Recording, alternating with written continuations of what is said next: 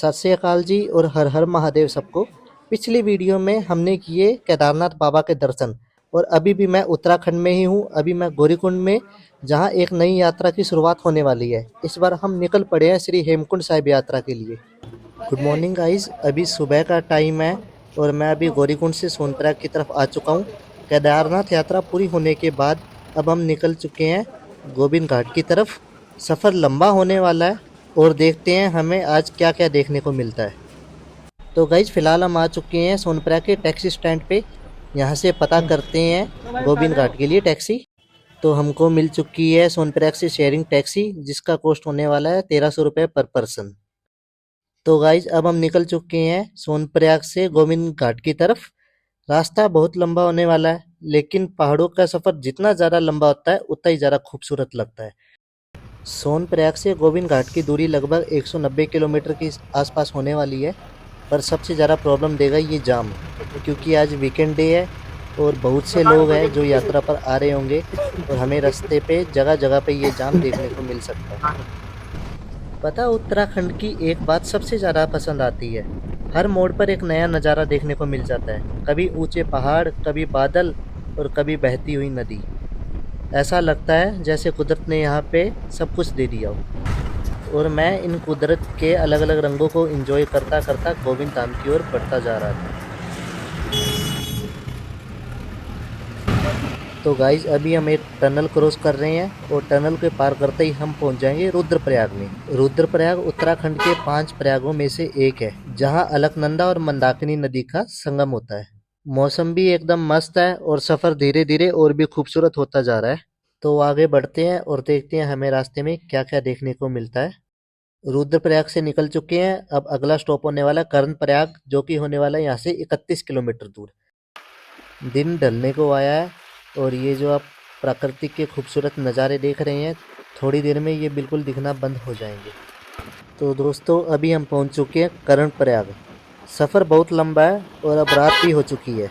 पहाड़ों में अंधेरा जल्दी हो जाता है, इसलिए अब कैमरा बंद करते हैं और सीधा गोविंद घाट पहुंचकर मिलते हैं।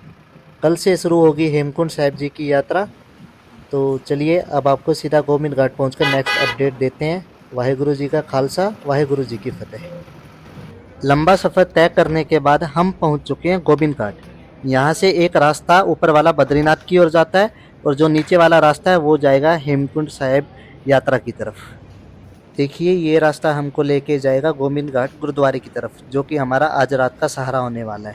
तो चलिए चलते हैं गुरुद्वारे की तरफ और देखते हैं आज रात महाराज जी ने हमारे लिए क्या इंतज़ाम किया है। तो मेन रोड से लगभग 700-800 मीटर चलने के बाद अब हम पहुंचने वाले हैं गोविंद घाट गुरुद्वारे की तरफ।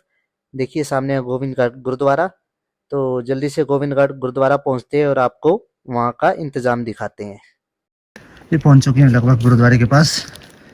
अब बस चलते हैं अंदर और पता करते हैं कि कुछ रूम वगैरह या डोरमेट्री कुछ भी जो भी अवेलेबल हो वो मिल जाए। तो अभी रात के बजे हैं 2:30 और हम पहुंच चुके हैं गोविंद घाट गुरुद्वारे पे। देखिए ये है गुरुद्वारे का मेन एंट्रेंस। अभी जिस हिसाब से लोग बाहर सो रहे हैं तो लगता नहीं है कि हमको जगह मिलेगी। तो अभी हम ले रहे हैं अपने कंबल और एक चादर, और जैसे सभी लोग सो रहे हैं वैसे ही सो जाएंगे। तो बाकी यात्रियों के जैसे हमने भी अपना बिस्तर लगा लिया है और थकान भी बहुत हो रही है, तो यहीं पे सो जाते हैं। और सुबह अगर उठा गया तो यात्रा पे जाएंगे, नहीं तो अगले दिन यात्रा पे जाएंगे। और आपसे मिलते हैं कल, तब तक के लिए गुड नाइट। कल रात को आपने देखा कि कैसे ना कैसे हम सो गए। अभी बस सुबह हुई है और हम उठे हैं। अभी ये जो डोरमेट्री वाले बेड है ये खाली हुए थे तो हम वहाँ पे लेटे हैं। वहाँ पे लेट के नहा धो भी लिए। अब अपना जो दूसरा बैग है वो जमा कराएंगे।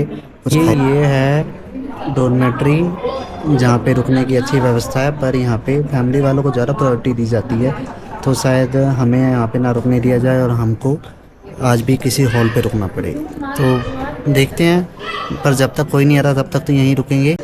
दोस्तों जैसा सोचा था वैसा ही हुआ है। हमें अभी डॉर्मेट्री से उठाकर ऊपर हॉल में भेज दिया गया है, क्योंकि डॉर्मेट्री में फैमिली को ज़्यादा प्रायोरिटी दी जाती है। देखिए ये पड़ा हमारा बैग और ये है हमारा आज का बिस्तर। अभी जैसे दिन ढलता है यहाँ पे सोते हैं और सुबह शुरू करेंगे अपने पहले दिन की श्री हेमकुंड साहिब जी की यात्रा। तो इसी के साथ आज के दिन को करते हैं रैप अप और आपसे मिलते हैं कल सुबह श्री हेमकुंड साहिब यात्रा के डे 1 पे। तब तक के लिए हर हर महादेव, वाहेगुरु जी का खालसा, वाहेगुरु जी की फतेह। हेमकुंड यात्रा के डे 3 में आपका स्वागत है। पिछले दिन आपने देखा कि हमको वो मजबूरी में गुरुद्वारे में रुकना पड़ा था, क्योंकि करण जी बहुत ज़्यादा बीमार थे और मेरी भी थोड़ी हालत ठीक नहीं थी। करण जी बहुत ज्यादा बीमार थे। हाँ भाई। हाँ, करण जी नहीं थे बीमार। हाँ करण जी कल तो इन्होंने अच्छे से मालिश भी करवाई, जिससे आज ये ठीक है। पर आज हम जा रहे हैं अपनी यात्रा के पहले पड़ाव पे। कल तो जाने का सेंस ही नहीं था। कल तो हमारे थे थक हार के 12 बजे और सुबह 7 बजे चढ़ते तो मतलब। पर आज हम जा रहे हैं हमारे पहले पड़ाव पे, जो कि होने वाला घाघरिया या फिर बोले गोविंद धाम, जो कि होने वाला लगभग 16 किलोमीटर दूर। पर 3 किलोमीटर की हमको टैक्सी मिल जाएगी। गुरुद्वारा साहिब से तो बाहर आ चुके हैं, अब बढ़ते हैं थोड़ा आगे और देखते हैं कहाँ से हमको टैक्सी मिलती है। अभी ब्रिज पे हैं, ये ब्रिज क्रॉस करेंगे, उसके बाद देखिए ऊपर से जाके जिग जैग होके ऊपर से जाएंगे और फिर शायद हमको टैक्सी मिलेगी। तो देखते हैं कितना चलना पड़ेगा, उसके बाद टैक्सी मिलेगी। तो गाइस, गुरुद्वारे से निकलते ही शुरू हो गई खड़ी चढ़ाई। सच बताऊं, नीचे से देखने से जितनी आसान लग रही थी उतनी बिल्कुल नहीं है। हर दूसरे मिनट रुकने का मन कर रहा है। तो हमको मिल चुकी है शेयरिंग टैक्सी, जो छोड़ेगी हमको 3 किलोमीटर ऊपर पुलना गांव तक। वहां से हम शुरू करेंगे अपनी श्री हेमकुंड साहिब जी की पैदल यात्रा, जो कि आगे बचेगी 13 किलोमीटर। तो टैक्सी ने छोड़ दिया अभी 4 किलोमीटर ऊपर और एक पता नहीं कौन सी जगह पर आ चुके हैं। यहाँ से अब ट्रैक है 13 किलोमीटर। तो आगे बढ़ते हैं, जल्दी जल्दी 13 किलोमीटर कवर करते हैं और अपनी आज की मंजिल पे पहुँचते हैं। जो लोग बाइक पर आते हैं वो यहीं पे अपनी बाइक पार्क करते हैं, इसके बाद उनको भी पैदल ही जाना पड़ता है। तो एक तरीके से कहा जाए तो ये लास्ट पार्किंग पॉइंट है। थोड़ा सा आगे आने पर यहाँ पे एक रजिस्ट्रेशन काउंटर है, जहाँ पे आपका रजिस्ट्रेशन चेक होगा। तो रजिस्ट्रेशन चेक करवाते हैं और फिर वापस अपनी यात्रा की ओर बढ़ते हैं। पुलना गाँव में आपको ज़रूरत की छोटी मोटी चीज़ें मिल जाएंगी, जो आप नीचे से कैरी करना भूल गए हो। ट्रैक के लिए सब मिल जाएगा आपको। हाँ, ट्रैक के लिए सब मिल जाएगा, जो आप नीचे से कैरी करना भूल गए हो। हाँ, थोड़ा सा महंगा ज़रूर मिलेगा, डबल रेट में डबल मिल जाएगा। समझ में आता है भाई, इतना ऊपर कौन लेके आएगा। अभी करण ने ग्लूकोज डी पूछा, 55 का 100 का था। 55 रुपये की MRP और 100 रुपये का दे रहे हैं। थोड़ा सा ऊपर आने पर हम पहुंच चुके हैं घोड़ा स्टैंड पर। जो भी यात्री पिट्ठू, पालकी या घोड़े से अपनी यात्रा करना चाहते हैं, वो यहाँ से पर्ची कटवा कर अपनी यात्रा को आगे बढ़ा सकते हैं। ऐसे घूम के एकदम खड़ी चढ़ाई। भाई ऊपर चढ़ने में अभी से ही बैंड बज चुकी है। इतना से ही हम ऊपर आए हैं। वो गांव देख रहे हो आप, जो वहाँ से यहाँ तक इतना ही ऊपर आए हैं। बहुत सारे श्रद्धालुओं ने अभी से ही जो है घोड़ा ले लिया है और अभी हमको वो 3 पहाड़ जो है वो पार करने हैं। पर माहौल अच्छा है, कर सकते हैं। आगे बढ़ते जाएंगे, जल्दी पहुंच जाएंगे।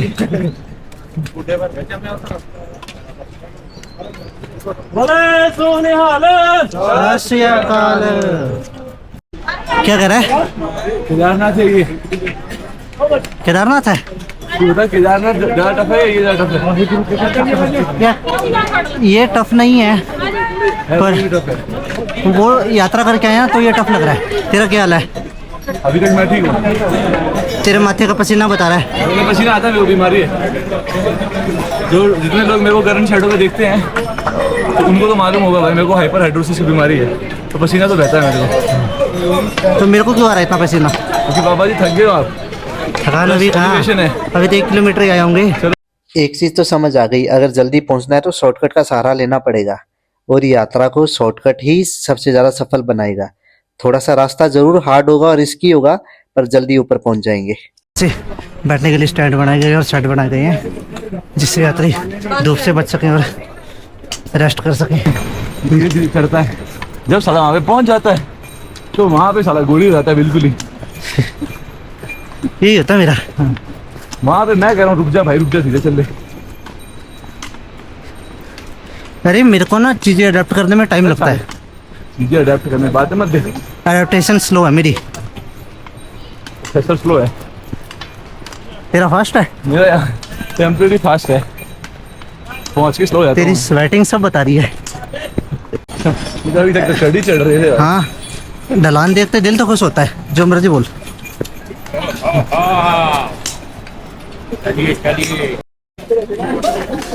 थोड़ी दूर चलने के बाद आ चुके हैं हमारे पहले पड़ाव पे। नाम तो इसका नहीं पता। पूरे यहाँ से जंगल चट्टी 2 किलोमीटर बता रहा है और वैली ऑफ फ्लावर्स 12 किलोमीटर। फिर एक शॉर्टकट ले रहे हैं। रास्ता तो यहाँ से है पर शॉर्टकट लेते हैं क्योंकि रास्ता बचाएगा, टाइम भी बचाएगा। और आप तब तक ये नज़ारे देखिए क्या।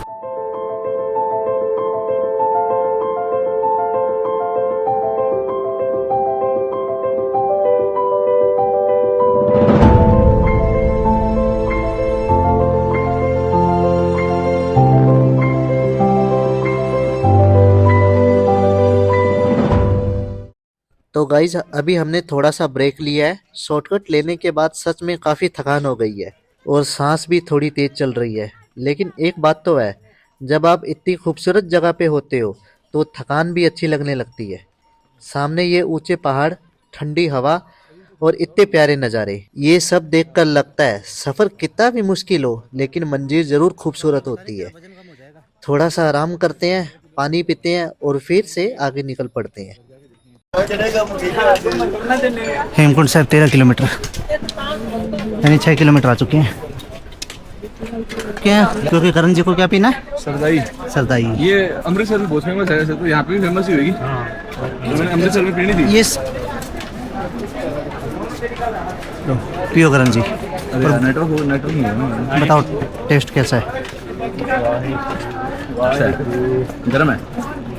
ऐसे खूबसूरत लैंडस्केप देखते और प्राकृति के नज़ारे एंजॉय करते करते पता ही नहीं लगा कि कब हम 8 किलोमीटर आगे आ गए और घाघरिया सिर्फ 5 से 6 किलोमीटर बाकी रह गया।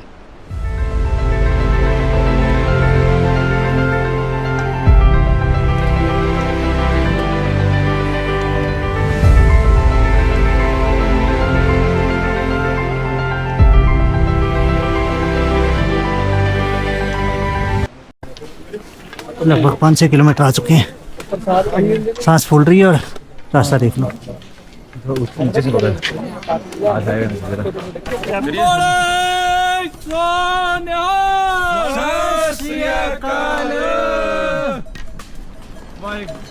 नानक नाम चढ़ती कला तेरे भले सरबादा पड़ा। नानक नाम जहाज है चढ़े सुतरे पार। जो यहाँ से दो रास्ते निकल रहे हैं, एक ऊपर से एक नीचे से। नीचे वाला पुराना रास्ता, ऊपर वाला नया रास्ता है।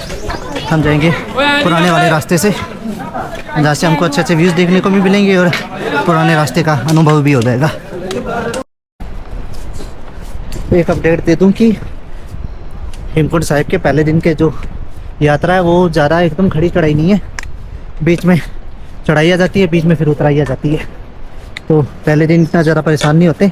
हाँ थकान होती है और हमको तो ज़्यादा हुई है क्योंकि हम केदारनाथ भी करके आए हैं और अब हेमकुंड साहिब भी कर रहे हैं, पर इतनी ज़्यादा प्रॉब्लम वाली बात नहीं होगी, तो आदमी आराम से कर सकता है। देखिए जैसा कि आपको बोला था, नए रास्ते की पुराने रास्ते की खूबसूरती।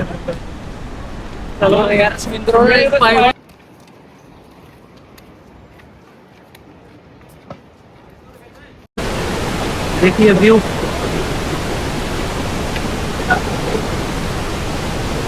क्या मैस्मराइजिंग व्यू है।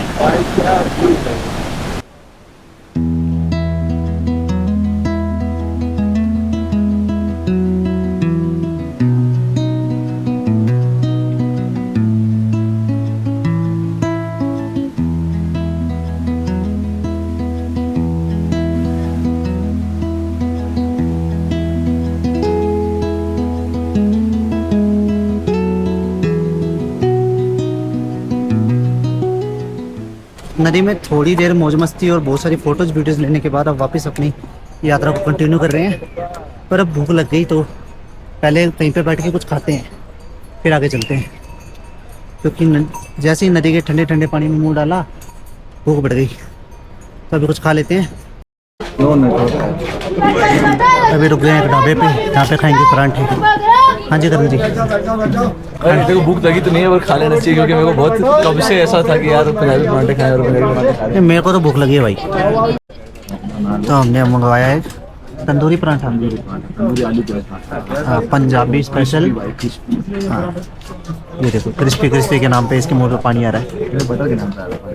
खा खा खा खा खा खा खा। और ये पड़ा 100 रुपये का एक।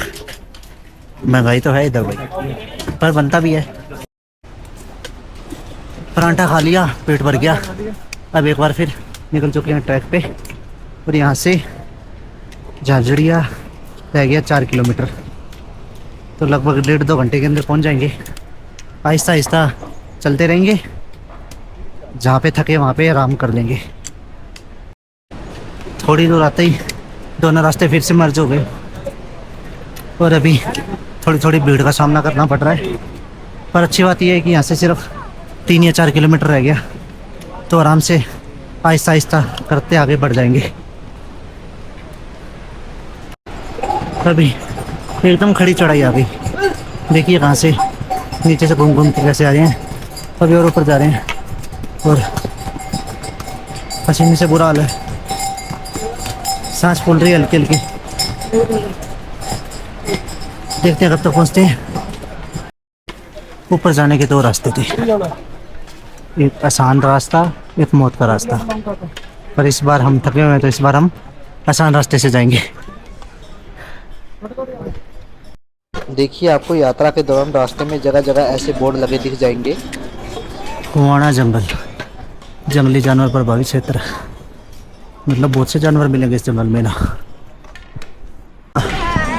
थोड़ा सा टफ रास्ता है, संभल कर चलो, टाइम टाइम टू पानी पीते रहो और रेस्ट करते रहो। बाकी 5-6 बजे भी निकलेंगे तो 2 बजे तक पहुँच जाएंगे। 1 किलोमीटर आ चुके हैं, घाघरिया यहाँ से 3 किलोमीटर, वो भी आहिस्ता आहिस्ता बढ़ी जाएंगे। हाँ थोड़ा सा एक्स्ट्रा टाइम लगेगा, पर गर्मी भी हो रही है ना, सूर्य देव जी सर पर है और पसीना आ रहा है, कपड़े पूरे पसीने से तर हो रखे हैं, पर धीरे धीरे पहुँचते हैं। अरे यार ये नहीं होता, सीढ़ियाँ खड़ी चढ़ाई की चलो अलग बात है, पर ये सीढ़ियाँ जान ले लेती हैं, सीढ़ियाँ नहीं होती। जिसका डर था वही हुआ, पीछे आ गई सीढ़ियाँ, सीढ़ियों को जैसे तैसे करके पार किया। अब सांस फूलने लगी और ऑक्सीजन की भी कमी है, तो हल्का हल्का रेस्ट लेते लेते अब आगे चलेंगे और सीढ़ियों को अवॉइड करेंगे। इनकी हिम्मत है ना, इनकी हिम्मत है। इतना वेट उठा के जाना आसान थोड़ी है। 2 किलोमीटर रह गए घाघरिया से। फेशियल एक्सप्रेशन से देख सकते हो कि थकावट कितनी हो रही है। 1 घंटे का सफ़र हो रहा है बस। उसके बाद तो कहीं पे स्टे लेते हैं, पहले तो गुरुद्वारा साइड में पता करते हैं, मिला तो ठीक है, नहीं तो बाहर पे स्टे लेते हैं और सो जाऊँगा मैं तो सीधा यार। कहने को तो घाघरिया 1 किलोमीटर है गया, पर चढ़ाई नहीं ख़त्म हो रही, तो मजबूरी में शॉर्टकट लेने पड़ रहे हैं, क्योंकि चढ़ाई को काटने का एक ही रास्ता है, शॉर्टकट। बस जल्दी से पहुंच जाए, यहाँ से ज़्यादा दूर नहीं होने वाला। पर अब व्यू देखिए गाइस, तो क्या ही व्यू है भाई, क्या ही व्यू है, कितना प्यारा, कितना खूबसूरत व्यू है। करीब आधा किलोमीटर पीछे रह गए और देखिए यहाँ पे GMVN के टेंट आ चुके हैं।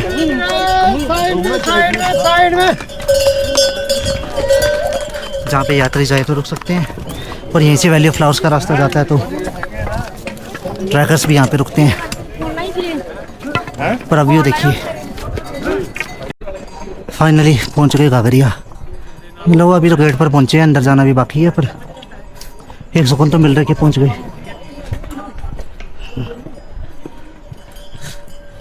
ये हाल हो चुका है, पूरा शरीर पसीने से चिपचिप कर रहा है। ठंडी हवा चल रही है पर फिर भी गर्मी लग रही है।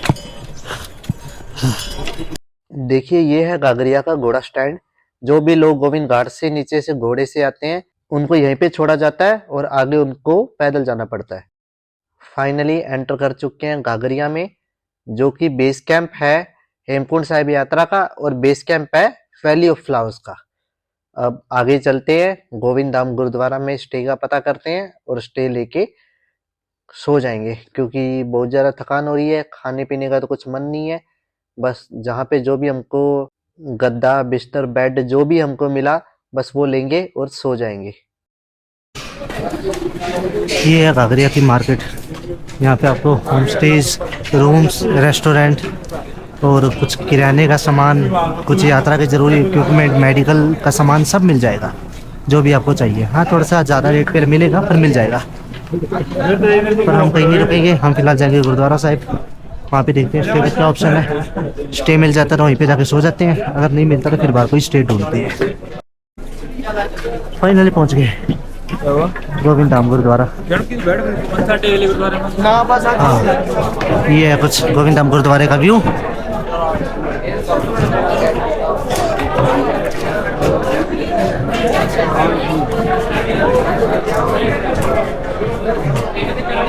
यहाँ पे हमको पहले लाइन में लगना पड़ेगा एकोमोडेशन की। तो अभी मैं लग चुका हूँ एकोमोडेशन की लाइन पे। यहाँ पे पहले पर्ची कटेगी और उसके बाद हमको रुकने के लिए हॉल या फिर जो भी जगह इनके पास अवेलेबल है वो मिलेगी। तो हमें भी अपनी एकोमोडेशन की पर्ची मिल चुकी है। अब देखते हैं कि हमको कहाँ पे सोने के लिए जगह मिलती है। देखिए ऐसे कुछ हमको रुकने के लिए जगह मिली है। ऊपर टीन शेड और नीचे ऐसे खुला हॉल जिसमें सभी लोग सो रहे हैं, रेस्ट कर रहे हैं। तो हम भी बहुत ज़्यादा थके हुए हैं तो हम भी अब सोते हैं। तो गाइज़ अभी बचे हैं रात के 10। मैं आते ही सो गया था और अभी उठा हूँ, टाइम देखा और देखो सभी लोग सो रहे हैं तो अब मैं वापस सोता हूँ। ये था हमारा हेमकुंड साहिब का डे 1। अब आपसे मिलते हैं कल मैं आपको कराऊंगा हेमकुंड साहिब गुरुद्वारा जी के दर्शन। तब तक के लिए गुड नाइट। श्री वाहेगुरु जी का खालसा, वाहेगुरु जी की फतेह।